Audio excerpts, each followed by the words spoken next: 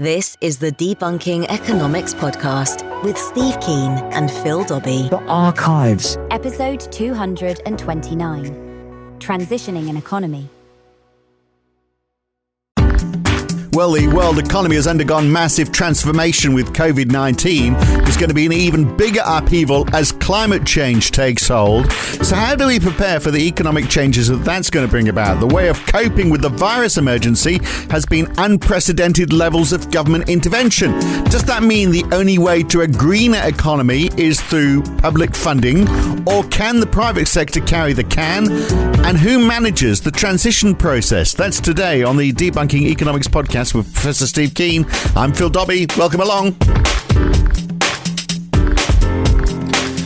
Well, we don't know what the long-term structural change is going to be after COVID-19, but we do know that in the short term, it has helped IT firms and decimated tourism and hospitality. We know, for example, in the UK, for the 3 months to September, the hours worked in accommodation and food were 36% lower than the same period a year before, and that was supposedly after we came out of lockdown. But no change for the public sector and only 2% down for finance. It's not affecting those guys at all. But we do know we need to transition the global economy to adapt for climate change. And that is going to be an even bigger task. And hopefully we're going to stop it getting worse than it needs to be. So who manages the transition of an economy for things like this and things like climate change? Because when I think of an economy transitioning, Steve, I think of Margaret Thatcher closing down iron and steel and manufacturing, shifting from state-run to private industries, crushing unions. And that was a time when we saw unemployment, of course, rising up to 12%. I guess that's the hands-off approach, you could call it that. And maybe that's the way to do it. You have when you've got a big shift in an economy and how people are employed and the sorts of jobs they're employed in, maybe let the economy determine where the gaps are. Because if the government gets too involved, you get back to central planning and politicians picking the winners, which is never a good outcome. So, I'm in two minds on this as to which is the best way, genuinely, which is the best way forwards. Well, it depends on what the actual crisis is, because if you have a financial crisis, then the government is the only institution which can produce money without having to make a profit from it, and you therefore have the government doing the rescue there. It's when we talk about a crisis, something that screwed up the market system. We have a vision of a market system behaving perfectly and being able to self-regulate and so on. And then when we call a crisis, it's normally when that absolutely fails to be the truth. And that was certainly the case with COVID. And we had governments at the time which were committed to austerity. There was a global tendency to try to cut back on government spending. And then, bang, this crisis hits. And in the middle of that, all these governments suddenly were worried about taxpayers' money, which, of course, it's not. Suddenly started turning on the government money creation capacity, which they had. We had all these schemes. I think it was called the Job Keeper in Australia and various things like that. The furlough scheme in the UK. And without those, you would have had a collapse of the private system, because there was nothing. You had people with financial commitments entered into before COVID hit, and then suddenly it's just like a 36% fall. That's actually quite modest, I think, for the entertainment and services. Well, that was it, and that was the months after the lockdown had finished. That's why. So that was that included the Eat Out to Help Out scheme and all that sort of stuff. So even with all that sort of stuff, it was still 36% down. But there's a big difference, isn't there, between the financial crisis, because the financial crisis in a way was an artificially created thing. Mankind created the finance system. Mankind didn't create this virus. So this is more of an existential threat. Yeah, the funny thing is, neoclassical economics has a theory of what causes the business cycle that is actually blames it all on things outside the economy. Exogenous shocks. They're supposed to be shocks, what they call preferences and technology. So like unexpected innovations and unexpected people changing from, to wanting to have holes in their genes. And that's supposed to explain what causes fluctuations in the economy. In reality, the vast majority of the ups and downs of the economy are caused by its own internal dynamics, particularly the financial system. Agreed.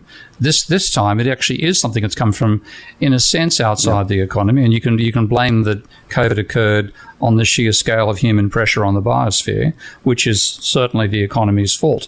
But in terms of the shock itself, it emanated from a medical cause, not from an economic or financial one. But virtually without fail, when these things hit, the market system fails and something else has to fill the gap, and that something else is the government. And unfortunately, we have an ideology. If I think of a pandemic, I think the real pandemic is the belief in mainstream economic theory, and that pandemic means that we fall back into the default position that there should be very little government intervention until the next crisis comes along, when of course we're not prepared for it because there wasn't enough government intervention. Yeah, and then of course we start to pull back as well. So the longer this threat goes on, the less government money there will be, because we're already seeing people asking the questions about, well, where's this money going to come from?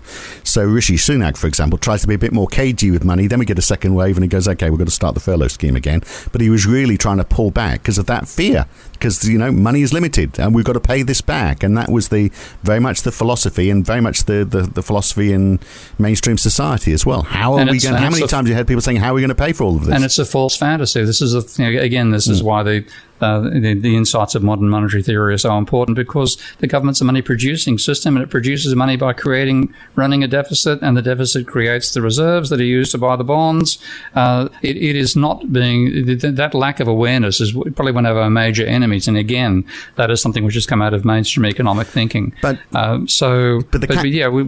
The counter-argument, though, to modern monetary theory is that if you create too much money, you're going to get inflation. But that is not good. But that only happens, of course, if you've got if you've got full employment, you've got maximum productive capacity.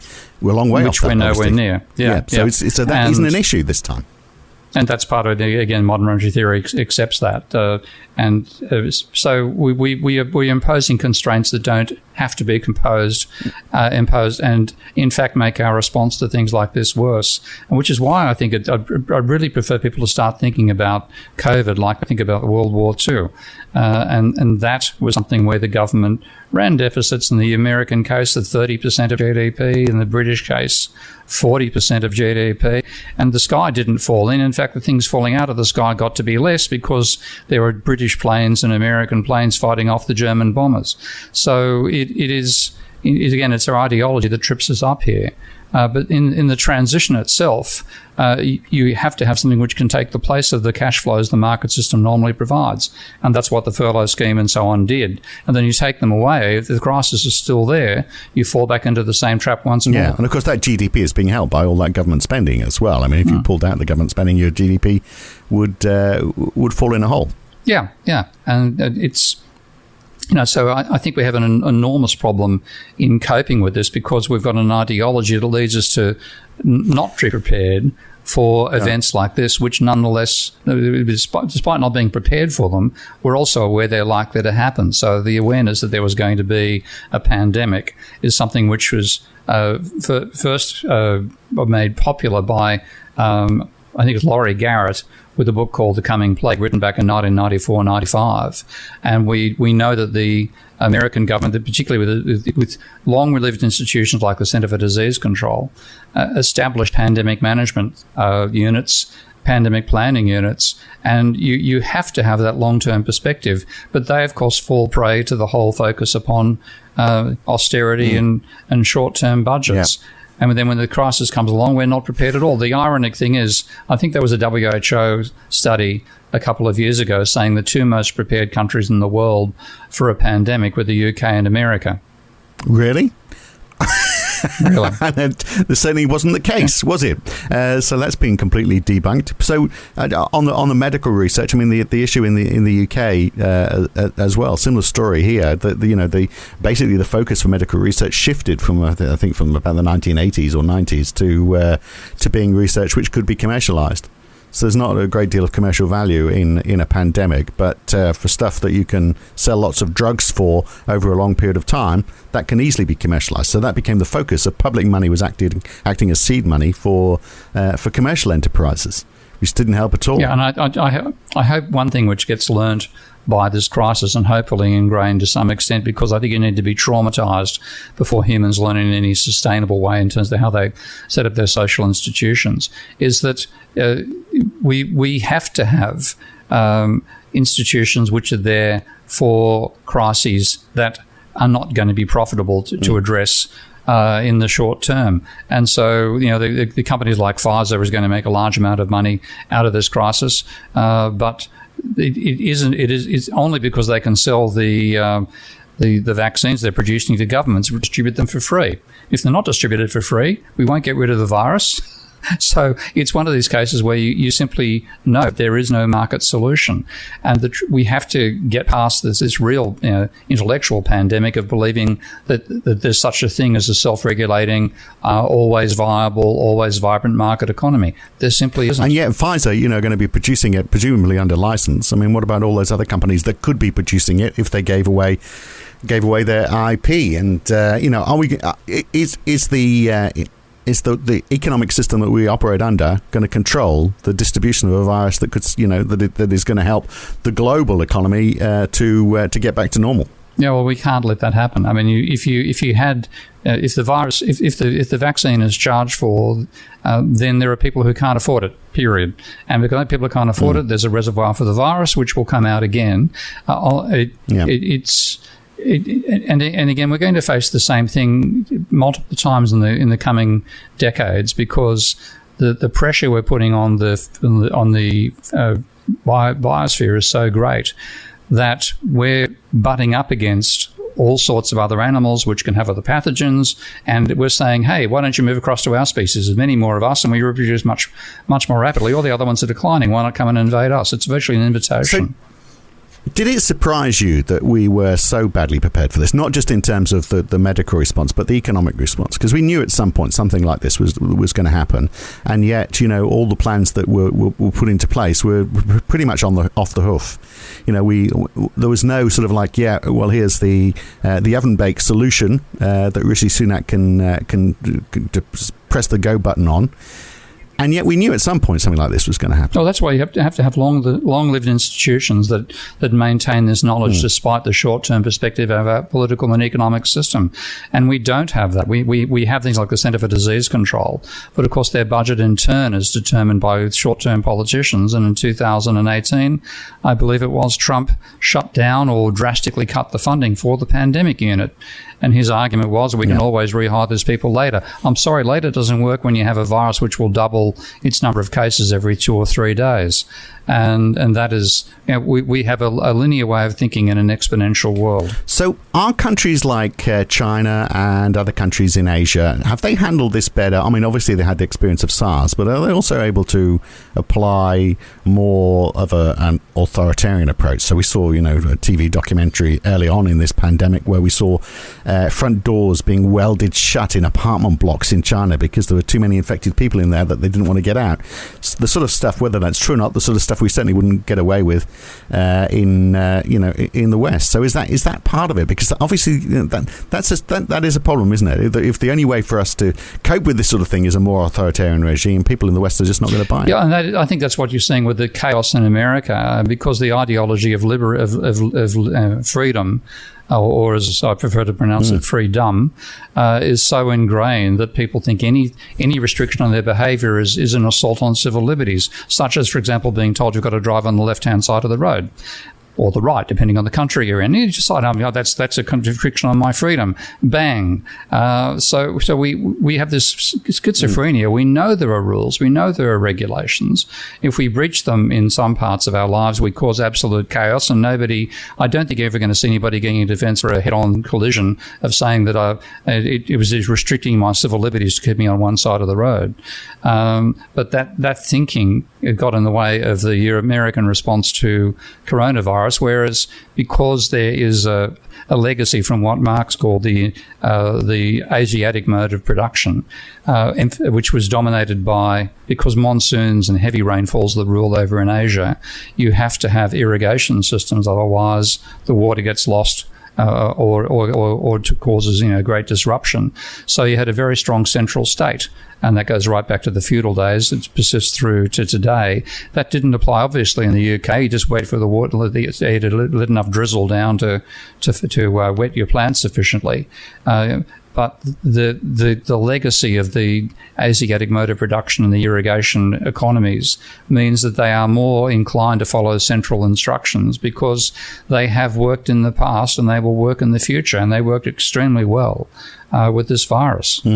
So we could be finding ourselves going back to more of a mixed economy. Is that? Do you think that might be the upshot of this? Because that's what I grew up in England. It was, what we called it a mixed economy, and now it obviously has shifted very much more towards capitalism. In a stronger force. We've obviously privatized a great deal of industries since Margaret Thatcher. Are we going to swing back to how we were perhaps in the 70s? I think the world wasn't a particularly rosy place in the 1970s, mind you. Well, they're pretty rosy in the 60s and 50s. And this, this is the ironic thing. We certainly had a lower standard of living in the sense that there was, lower quality technology. But people were more content in the 50s and 60s because they had less of a financial burden on their backs. And you had a fairer distribution of income. You had less income extremities. So, and people were working in jobs in the West, which gave them some sense of self-worth. Whereas you can see the attitude with what are called the deplorables. The deplorables used to be called the working class, and they've been decimated by the whole move of production off from America to Asia as well, for the sake of the profit of the capitalists at the top. So we've given out. We had a mythology of a free market system working perfectly, where that mythology leaves out the physical world, and in this case, the virus didn't particularly care about the textbooks.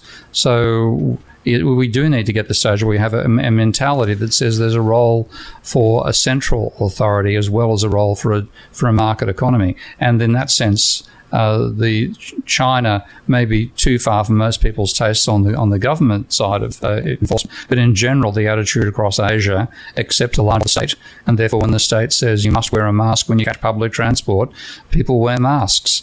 You don't have anti-mask demonstrations, which you get in America. Which is absolutely crazy, isn't it? But you do realise the moment we start talking about perhaps swinging more towards China and away from America, there will be, people who are perhaps not regular listeners to this podcast going, oh, there we go, there's Steve Keen, bloody communist, trying to destroy capitalism again. But look, there is a hypocrisy, isn't there? That when there's when a country, an individual country, goes through a crisis and needs to be bailed out by the IMF, they follow what they call the Washington Consensus, this thing devised in 1989, which is pretty full on. It's basically a checklist of what they'll do. Privatization of state enterprises, deregulation of anything that restricts entry into a market, no large fiscal deficits relative to the GDP, liberalization of trade imports and foreign direct investment. I mean, the world is in a crisis right now, and we are doing the complete opposite. We're rolling back on a lot of this. So when there's a crisis for everyone, and particularly a crisis in the West, we do exactly the opposite of what we're expecting developing nations to do when they hit a liquidity crisis. Yeah, and we're now getting a taste for what that means, because it means that fundamental services collapse, social discord increases, and like in Indonesia, I think the World Bank is a banned entity these days. They've had enough of World Bank and IMF advice about what to do in a crisis, because without fail, it's made a lot of those who are suffering from the crisis worse. So I'm hoping there'll be a shift in ideology coming out of the experience with COVID-19. But the trouble is, the American situation is so confusing, so fraught, that you're going to get people who are at the extreme free market libertarian side getting probably even more extreme, despite the disastrous performance America's had on the virus. Well, it is bizarre, isn't it? That's there's some things that are we just hold as a core to that neoliberal approach, which is keeping companies private. We haven't nationalised the railways in the UK, but we're bailing them out. So we privatised them all, and they ran a healthy profit for themselves. Well, sometimes. Now they're struggling. We're keeping them private, but we're giving them money. Surely it would be time to bring them back into public hands. The same with airlines, just as we did with the banks during the global financial crisis. We can always sell them again, but bailing out private enterprises is surely worse, isn't it? And particularly if we get to a stage where, well, actually they are not going to be viable in the long term. So the government can make that call, having at least given the company another 6 months to a year. Yeah, I mean, in terms of the railway situation in the UK, of course, there's been strong pressure to go back to nationalised rail because privatised rail has been such a failure. Yeah. And if you want to see a museum, if you want to see an old train in Europe, you either go to a museum in mainland Europe or hop on one in England. So it's remarkable how much that ideology has, well, not remarkable the ideologies fail, but it's such a comical outcome that not only do you have the oldest rolling stock and the most primitive rail system in Europe, in the UK, most of them are also owned by government-run entities on mainland Europe. It's quite it's an that's right. Or the Hong Kong Transit Authority, so a sort of a quasi-Chinese government body is owning quite a chunk of the railways in Britain as well. But I mean, my point is we are so wedded to this philosophy that even, when because it's a perfect opportunity to renationalise the railways right now because no one's travelling on them. They're soaking up a lot of public money. The big question was how are we going to pay for all of this if we were to nationalise them? Well, we're having to pay for it now. So, but the philosophy is so wedded towards privatisation that even when this opportunity is presented, and this is why, sort of like when today's topic about transition, are we losing the opportunity to transition here? We are doing a lot of short-term stuff without thinking about how we come out the other end and what's going to be the best place to be. Yeah, and this is a real danger. We are caught up with truly exponential crises, facing a very flat earth view of how the economy and society operates. So when COVID hits, the only really effective mechanism is a top-down national program that says this business can open, that one can't. Everybody has to wear masks. Distancing must be maintained, etc., etc. And yet we've set ourselves up with a system which is this crazy American freedom idea and freedom without responsibility, and consequently we have been slaughtered by the virus in the places that believe in freedom and being effective in controlling it, and those that have a slightly better idea of an interplay between a public and a private sphere. That, strangely enough, does include Australia and New Zealand. So it does, doesn't it? So if Pfizer saves the world, or somebody else, if it's not them, it'll be somebody else. If we do get a vaccine and life can return to normal, well, then we're only left with this slightly bigger problem about what do we do about climate change. And this, if we've coped with this so badly in terms of a transition to a different world, how are we going to transition to a greener economy? Who's going to manage that? The UK approach, it seems to be that the government, because they're onto this already, the government is now saying they're going to force firms to report on the impact they're having on the environment. The hope is that investors will shy away from those companies that got a bad track record. So they are mandating these disclosures in whatever form they're going to take. I'm not quite fully sure of what that is, but by 2025, you're going to have to basically say we're a good company or a bad company. And the hope is that people will say, oh, if you've got a bad track record, we're not going to invest in you. But that's not going to work, is it? I mean, that's... No, it doesn't work. I mean, it's the same. The Austrians are the same attitude to banks. You deregulate them, let the bad ones fail. And if people won't go to banks that offer high interest rates because they know they're going to fail. Garbage. People go to the high interest rates because they reckon they're going to get a profit and get out. So this sort of thing doesn't work it's a regulatory myth, not a regulatory mechanism. And the same thing for climate change. We are going to... When we realise that climate change has got the added factor, it's happening everywhere. It's manifested locally and globally. What people do somewhere else in the world is part of what affects your situation as well as what you do yourselves. And therefore, you can't expect a decentralised system to work out a solution to it. So we have to accept some larger degree of central authority than we have done in the past. And in that sense, maybe COVID will, in the aftermath, wake up the West to the madness of having a complete free market ideology in the complex society we actually live in. Yeah, because, I mean, the approach to COVID has been, well, let's pour some money into the market mechanism at the top and let it work itself out. And it seems to be that is very much the government's approach as well. So, yeah, let's let the market mechanism work. So people will invest in companies that behave well and not invest in companies that don't behave well. But your point, people will, companies that don't behave well, maybe their share price is going to go down. But if it's an old company, They don't care. They don't need investment. They can carry on polluting. They can carry on their old ways. In fact, they're more likely to say, well, we'll just sweat the assets we've got. We'll use the old technology because it's going to be harder for us to raise extra money.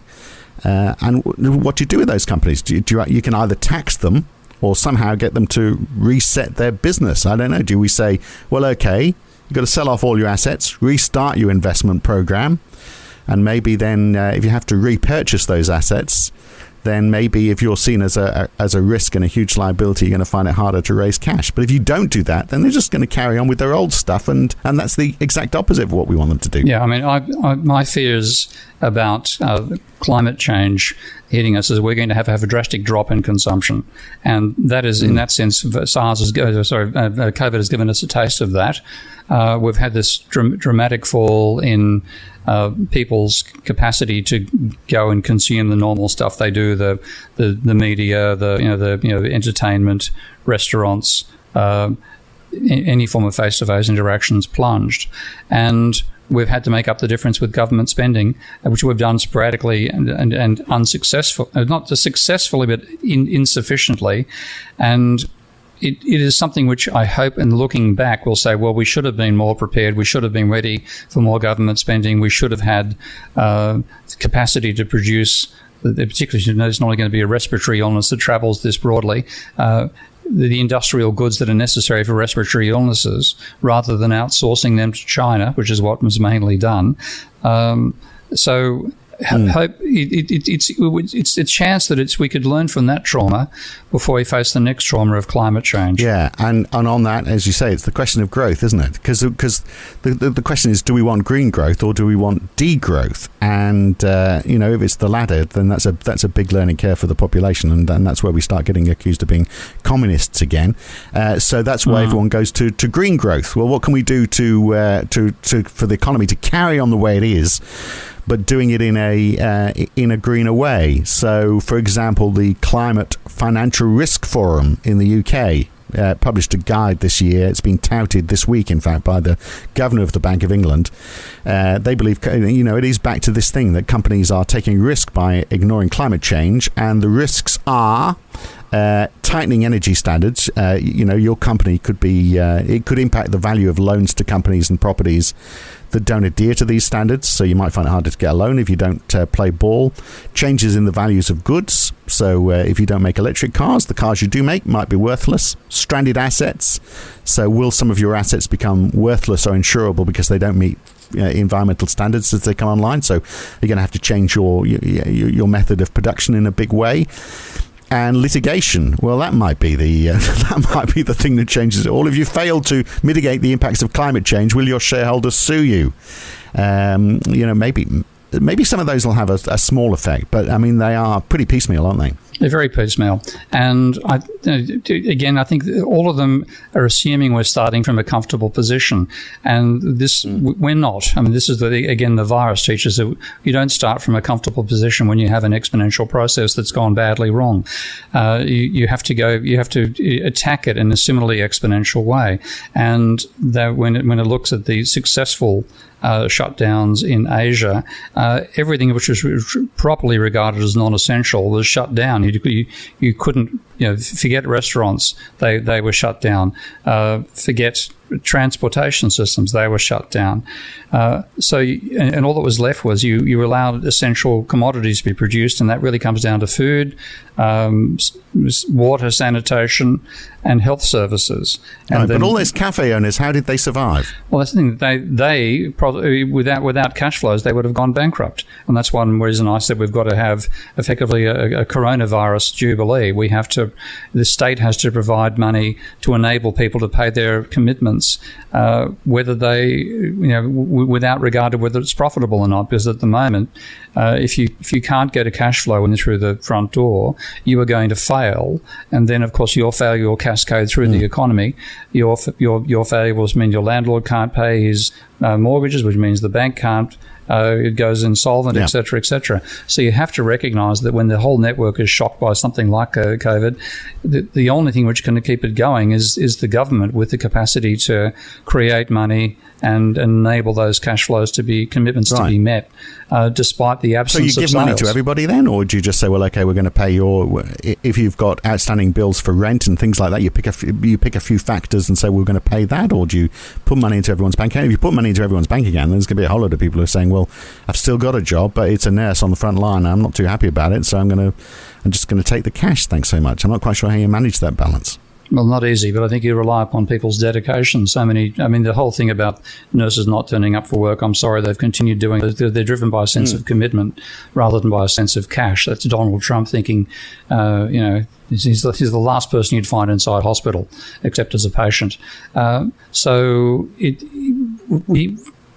think we've completely stuffed ourselves up in terms of our ideology, as we're now finding out, because the ideology works when you're in basically a frontier climate, a frontier economy, which America was 150, 200 years ago. Once you're in a jammed-up spaceship economy, as James Buchanan put it some time ago, then you have to, one person's actions drastically affect others. Collective stuff affects everybody. You simply have to have a coordinated approach. And we've set ourselves very badly for the shift from a completely free market orientation to a coordinated system. The West will do very badly at that. Asia will do probably even better after COVID, because it can say, look, our centralized system worked. Yeah, and we have, there's been opportunities we've missed for sure, hasn't there? I mean, over the last year, which is not even a year, is it? What is it? My goodness, it's like 7 or 8 months that since COVID first broke out in the West. So the UK government spent £55 billion on the furlough scheme. Basically, people sitting at home waiting for their job to come back, which might never happen, without any sort of transitioning process. We could be doing something to help with a green economy, or we could be saying, well, more people are working at home, and that's a good thing. So maybe we need to install fibre broadband, for example, much faster. So it's Openreach is spending $1.7 billion, employing everybody to run their network. Imagine if the government said, well, okay, let's double that and double the speed of the network rollout, because you just need more legs on the ground, more feet on the ground. That sort of thing could be done, but no, we just pay the money and people sit at home, and they're not being productive or moving any sort of agenda forwards. It's just we're just biding time. Oh, in this case, you have to bide time. With a virus, you don't want people doing anything which is going to cause any capacity for the virus to spread further. And we may find, again, when climate change hits, when it becomes so obvious, we've got to stop adding to the level of CO2 in the atmosphere, amongst many of the other factors that are involved in climate change.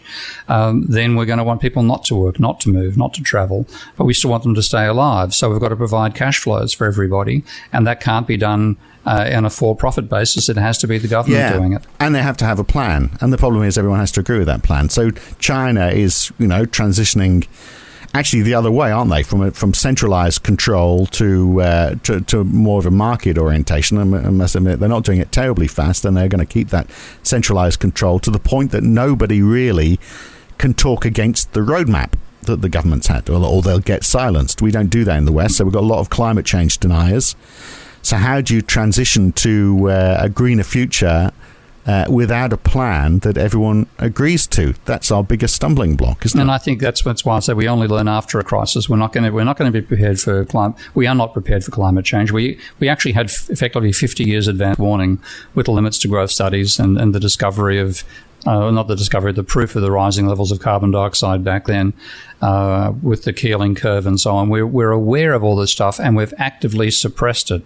Economists have played a major role in disparaging those warnings, and now we're walking into it with the economy that economists themselves have preferred to design, which has taken away central government role, privatise large parts of what we used to be public institutions and set us up with a mindset that makes it very, very hard to behave in a coordinated fashion and to accept the sort of cutbacks that get imposed upon you when you get caught up in something like climate change at one extreme, a world war at the other. Right. I'm not going to let us finish off today with you once again telling me that it's climate change is a lost cause and we're not going to react to it because, for a multitude of reasons. But I can understand the point because we're relying on the Bank of England, it seems, to solve the problem rather than the government. Although the government says we're going to build more wind farms, but if we treated it on the same scale as the crisis that we've seen with COVID-19, even next year or the year after, let's say, COVID-19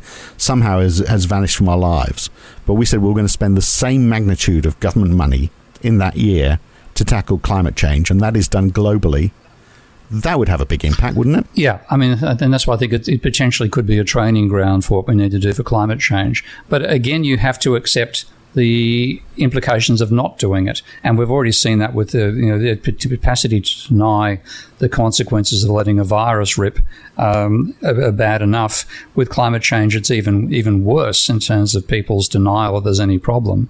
So if you wait to the stage where you yourself have to say, "My God, climate change is happening," we've probably destroyed 80% of the productive capacity of the planet at that stage. So it is. Again, we only learn after a trauma. And when we go into a trauma, it's a question of how fast can we respond to that. And again, we've responded too slowly with COVID, but we do have a get out of jail card, which is the vaccine. There's no get out of jail card for climate change. No, there's no vaccine for climate change, absolutely. No, there's no vaccine. All right, well, on that very sad note, I was hoping we'd end on a high point. I'm just going to give up on that now. All right, well, we'll catch you again soon. Good to talk, Steve. Okay, mate. Bye. It would be nice to think, wouldn't it, that after all this is over, politicians and journalists would, and society at large, would look back on all of this and say, well, what have we learnt and what's going to change? And can we take any of these learnings forward for how we cope with climate change? I won't hold my breath on that one. Look, next time we're going to look at another consequence of COVID-19. Although, to be fair, it's a problem that we faced before we went into this pandemic. Taming asset prices. We've got low interest rates. Asset prices are reaching unprecedented levels. Are they in a dangerous realm? And if so, how do we keep them under control when we really can't push interest rates up without screwing the economy? We'll look at that next time on the Debunking Economics podcast with Professor Steve Keen. I'm Phil Dobbie. Join me for that one next week. See you then.